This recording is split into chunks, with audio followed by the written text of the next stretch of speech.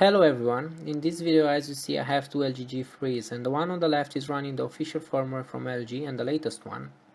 This is the version with 3 GB of RAM, the one on the left, and on the right I have the 2 GB variant of the phone running the latest CyanogenMod nightly software. And in this video I just want to show you how important the software is for a phone. And as you know, people complain a lot about how these phones are a bit laggy, especially the 2 GB variant. Even the latest G Flex with the Snapdragon 810, which is questionably one of the most powerful chipsets on the market, still have performance issues. Just look at the latest videos.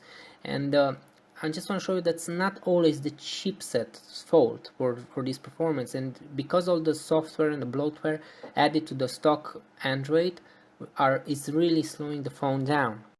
Now, just to show you how a stockish feel and a stockish software can really improve the performance of the phone, let's try to load a little bit of websites, and I'm having Forbes here and I'm tapping at the same time. Oh, it's loading the mobile version here, so that's not a problem because I'm going to load the desktop version and just see for a normal page what's the fastest version, the one with 3 GB and official software or the one with the CyanogenMod and the 2 GB version. And here are starting to load the websites, and they're pretty neck and neck, but as you see the 2 GB version finished and the 3 GB just 2 or 3 seconds behind it.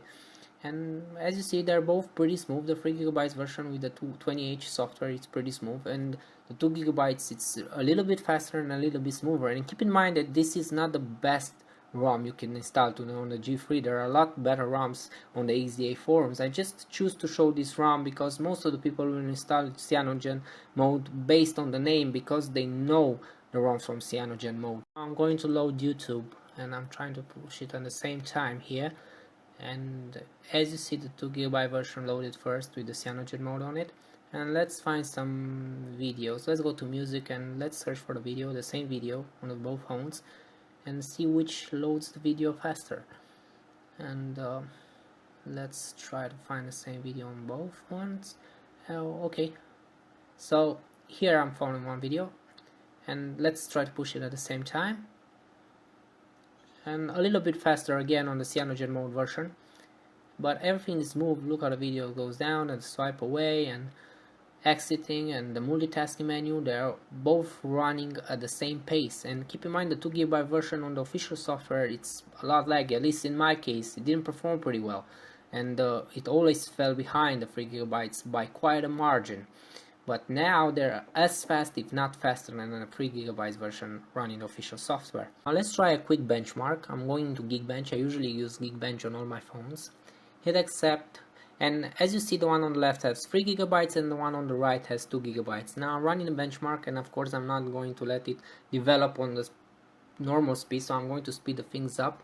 And as you see, the one on the right with the 2 GB is ahead of the one with the official firmware and the 3 GB of RAM. And it's almost finishing up now, and here it is. I get 980 points on single core and almost 2800 on multi-core, and we're still waiting for the 3 GB variant, and it's almost finishing up right now.